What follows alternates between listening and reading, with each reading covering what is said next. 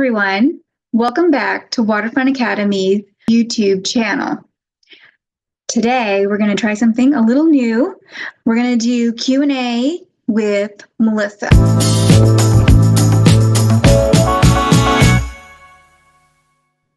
I'm Melissa Rohan, and I'm very excited to be here with you today. Whether you're familiar with Montessori education or new to the concept, we're here to support you with practical tips and answers to common parenting questions or challenges. Today, we're covering questions from parents that I've seen online about how to foster independence, engage children without screens, and create meaningful routines at home. So let's dive in. The first question I have is screen-free ideas for an older sibling. So the question is, what are screen-free ways to keep an almost 4-year-old busy while I cook and take care of the baby? Ooh, that's a good one. That can be really, really challenging when you've got two at home and you have to do normal things like make sure that everyone gets fed, which can be a little daunting and certainly could be dangerous. So it is a common scenario. You have dinner to prep, a baby to feed, and an energetic toddler to engage. Around 4:30 p.m., a bit of structured solo time can work wonders. So here are some ideas. For the 4-year-olds, just so you know, under 6, they really like parallel play. So sometimes if you can figure out a way where your 4-year-old can be close to you but independent, that would be really great for everybody. But some ideas would be like activity trays, things like puzzles, sorting games, beads and string threading. They're quiet, they're independent, and they'll keep their hands busy. An art station is another good one. Small art station with crayons, paper, stickers. Those are fun. And they can be very engaging and don't really need supervision when they're set up. Practical life tasks, which I think is gonna work really great in the kitchen. But these are all good ideas if you just need a little bit of time to handle something and then keep the other child or keep your 4-year-old busy. But in the kitchen, you can set up a practical life task station, washing the vegetables, washing hands, wiping down tables, folding the napkins, setting the table. These are tasks that are really great in engaging children of this age. They're real life responsibilities. They're helping out in the community. They're building fine motor skills and gross motor skills. These are really great things to do. Just remember, have a little grace. It's okay if it takes a little bit of time for things to kind of flush itself out, and a little bit of time for your child to develop interest in these activities, and just rotate things every few days or weeks, just to keep them interested as well as appropriate for where they are. Okay, so that's question number 1. Yay! Question number 2. This one's on encouraging independent play for a 2.5-year-old. The question is, my 2.5-year-old struggles with independent play and wants constant attention. Yeah, that makes sense. Any advice? Okay, so this is an age that when they turn 3, they're a little bit more comfortable being away from mom. Okay, so let me explain. So when they're newborn, they're right here on top of you. They're looking at your face. They're right here. They're right on top of you. And then the older they get, right? So then their necks get stronger and they start moving around, they start looking at other people. They'll look at dad, they'll look at siblings, grandma, right? And they're looking at other people, watching their mouths, watching what they're doing, smiling, interacting. Now they start interacting with other people, right? So their circle of their world is like rings when you drop a stone in water, right? And it just kind of goes out from them. So when they're a newborn, they're right here, and then their neck gets stronger, and so their ring goes out a little bit more. When they start standing, they'll have that hand right on top of your knee or hip or leg, or when you're walking, they're clutching your skirt or whatever. They're right there. They're not quite independent yet. But they're independent enough where they are standing and walking on their own, right? And when they feel a little bit more independent, you'll be sitting at the playground and all of a sudden the hand comes off the knee and they walk away. But when they walk away, they keep looking over the shoulder like, are you there? Are you there? Are you still there? And they're comfortable enough to, right? So now the ring has gotten a little bit bigger. And at some point, it's going to be even bigger than that, where they are going to potty train. That's a big sign of independence, where they're ready to be on their own, or they want to be on their own, or the readiness is there. So keep that in mind. So 2.5 may not be there yet, but really soon, really, really soon. So building independence, as I said, is a gradual process. And for children who crave closeness, it can take extra patience. So start with very small steps. Stay nearby, not directly engage. Start by being in the same room, but gradually inch away over time. If she's playing and you're sitting right next to her, move to a nearby chair while still offering a warm and supportive presence, okay? Use a timer for short play periods. Not the phone, not the cranky one. I would suggest like the sand timer, and they have like different times, like they'll have the 1 minute, the 5 minute, etc. I would start with the sand timer because then it's a visual that they can see the sand going down. And then just say, I'll be right back. And then come right back. Set your own timer on your phone so they're not looking at a sand timer that has no sand and you're still off engaged in something else. So set your own timer. And then celebrate with that child afterwards to encourage more of these short, independent playtime. And limit choices, right? So if there's too many choices of things that they can work with or play with, it's a little overwhelming and they'd rather just be with you. But if you give them a few things, like, 3, 4, 5 at first, of things that they can play or work with, then they feel a little bit more comfortable. It's not so overwhelming. And things like blocks and stacking things, maybe something that encourages creativity and independent engagement. Okay, so that is that one. Question 2. All right. Question 3. Using a toddler tower for dinner prep is this question. So let me read the question. I have a 15-month-old and just got a toddler tower. How can I use it effectively while prepping dinner? Ooh, that's a good one. That actually kind of relates to the first question about getting dinner done. So a toddler tower is wonderful for that parallel activity where you're working on something and then you can have your toddler working on something else. There's a very strong caveat here. Safety, right? So if you have a kitchen where they can't safely be, it's not going to work, right? So you have to make sure of the safety of what's there. So if they're within reaching distance of hot stuff or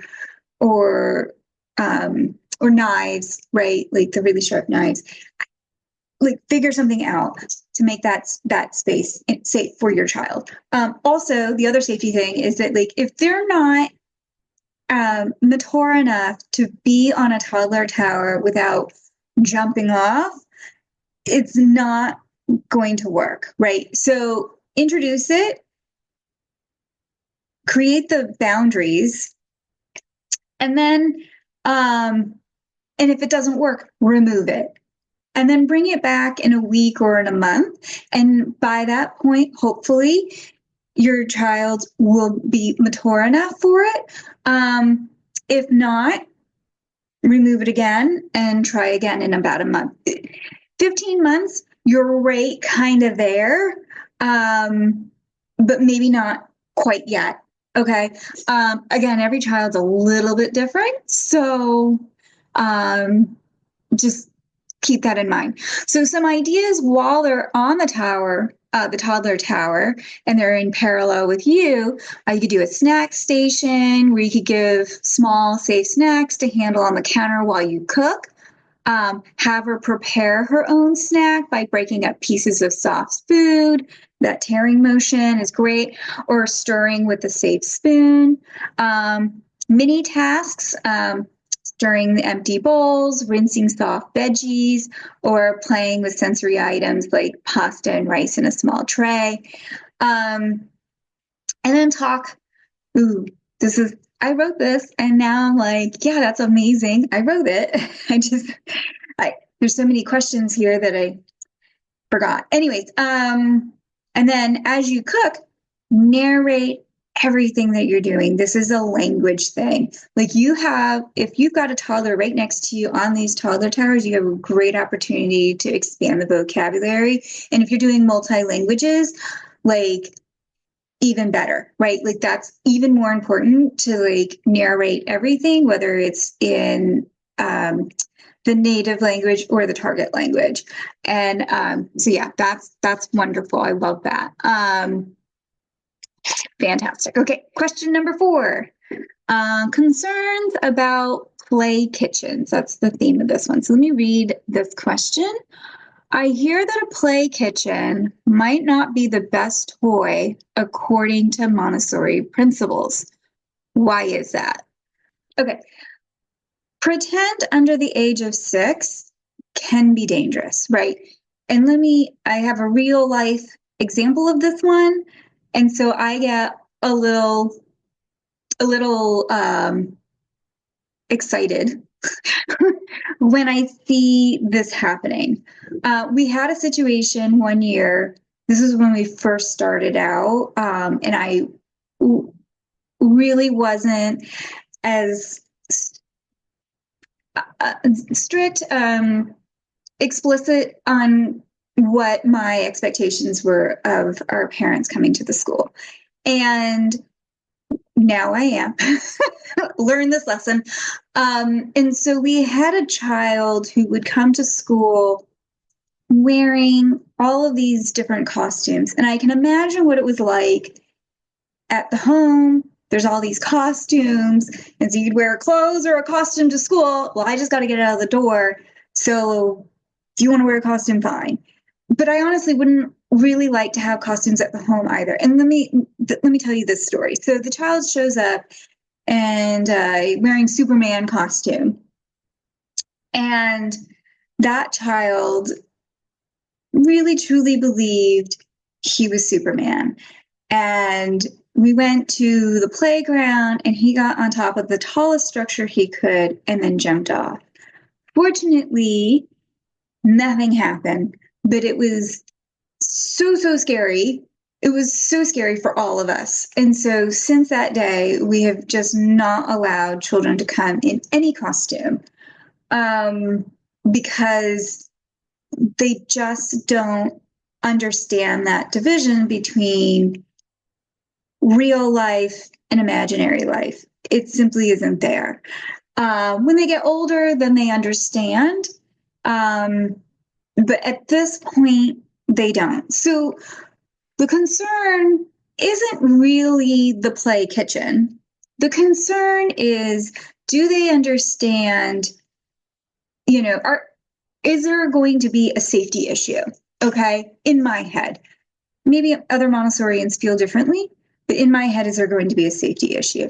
With the play kitchen, you could put the play kitchen, as I mentioned earlier, right into your kitchen, and that could be a parallel activity where you're there working with food prep or food, creating, making dinner, and your child could be at a similar version that's more appropriate for his or her size, right?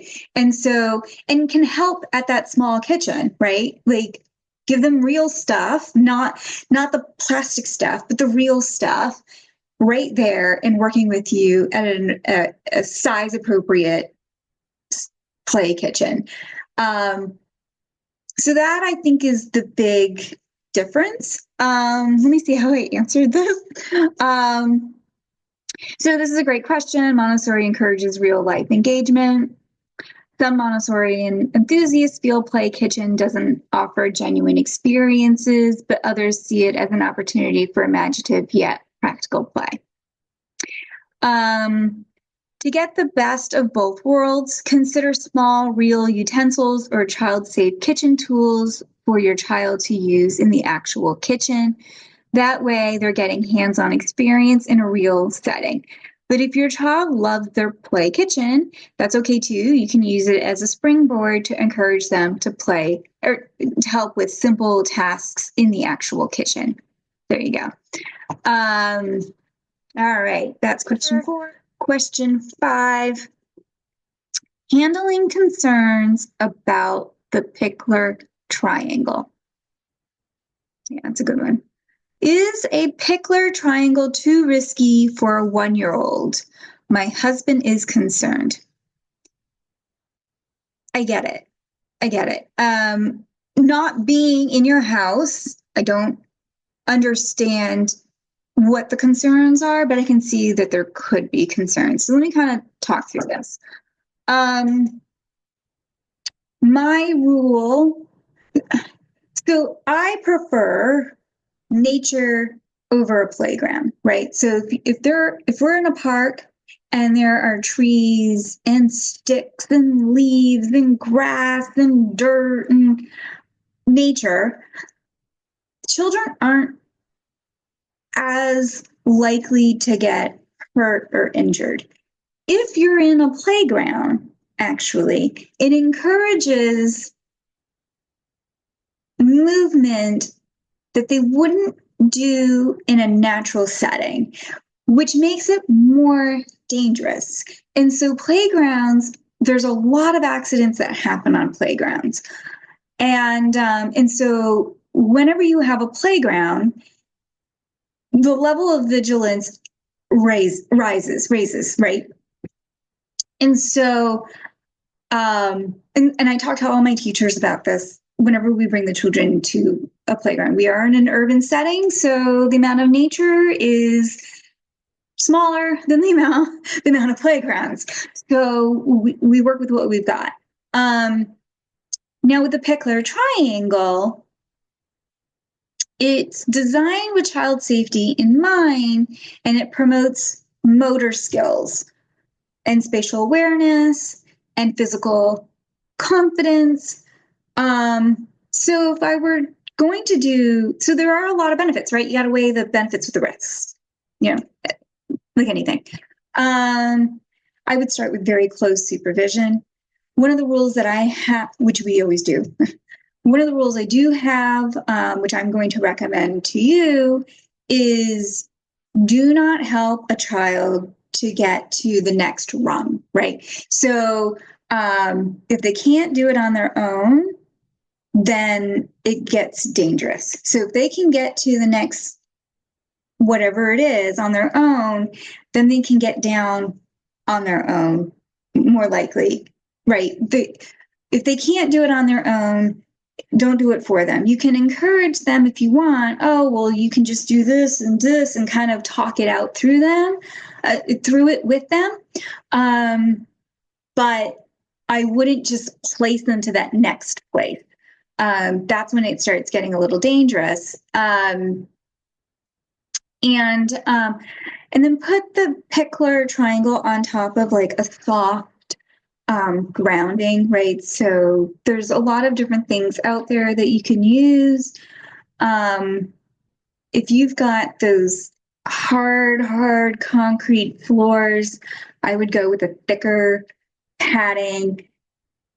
Hardwood, it absorbs a little bit better. So, but I would still put the padding in there. So like, for example, if you've got carpet and that's on concrete, the carpet's going to absorb a little. You're going to need to put a padding there. Okay. If you are going to put, right on terrazzo floor, like, yeah, even thicker padding, right? So be aware of what surface you have and adjust accordingly.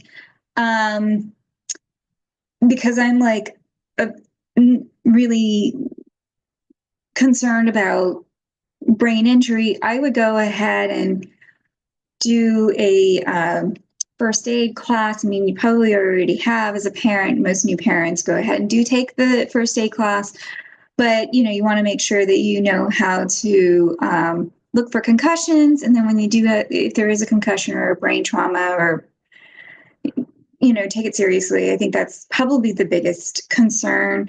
Obviously, you don't want children to break bones either, but that would probably be my concern.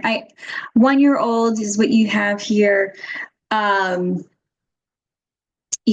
just be careful. Close supervision.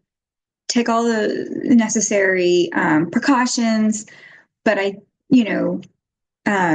you can just go out into nature, that's probably a better option. Okay. Let's see. So here's what I wrote. In Montessori, we call this risky play because it helps children learn to handle challenges in a safe environment. Over time, you'll notice him developing strength and self-assurance. All of this is true, which is incredibly rewarding to see. Again, risk versus reward. You make those decisions with your husband. All right. Next question. Looks like this is the final question. Question number 6. Fostering independence in a 5-year-old. How can I help my 5-year-old develop more independence? Ooh, wonderful question. I love this one. Okay. So let me just say this. Without knowing the family or the child, I'm going to talk about this based on what I generally see. Okay. So fostering independence is key in Montessori. Absolutely. And for a lot of reasons. And at 5, there's a lot of ways to, there's a lot of age-appropriate ways to start. In the home, one of the big things for me now, I have 3 children, and all of my children are grown, more or less. I have a 10-year-old. He's not grown yet. He's not independent. But the point is that like they've always had responsibilities in the home. They've changed over time, right? Because I want to make sure that they're age appropriate. I want to make sure, at some point they're like, do I have to keep doing this? And then I can change it up, right? Like if they get tired of it, if they feel like they've mastered it, yeah, believe me, there's plenty to do in the home. I can find something. But go ahead and start with daily responsibilities in the house. Give him specific tasks he can be in charge of daily, setting the table, picking out his own clothes for the next day. And then when they get older, the children love this one. I have had every single child either at the school or at home at some point like get so excited that their new responsibility is making their own lunch. Just look forward to that one. Encouraging decision making, offer choices. I would start with 2 and then you can expand, like which snack to prepare, what activity to start with.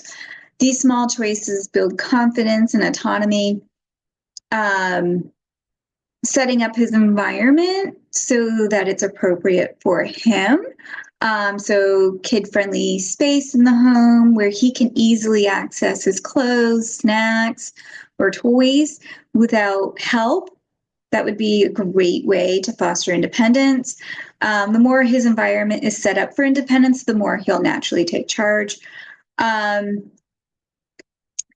This is going to be gradual. It's not like an overnight thing. So just be consistent and patient, and the independence will come.